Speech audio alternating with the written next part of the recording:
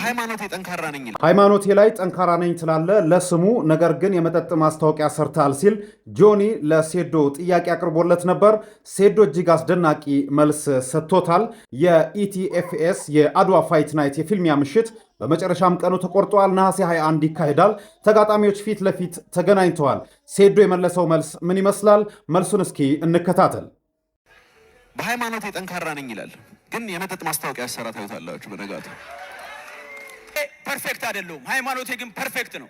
yes you should know that እኔ ወንጀል ልሰራ እችላለሁ፣ ሚምረኝ አላህ ነው።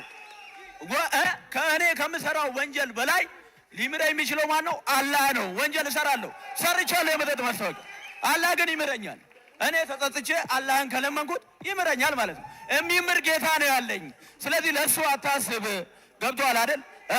እስልምና ፍጹም ነው፣ ሰዎቹ ግን ፍጹም አይደሉም። Islam is perfect.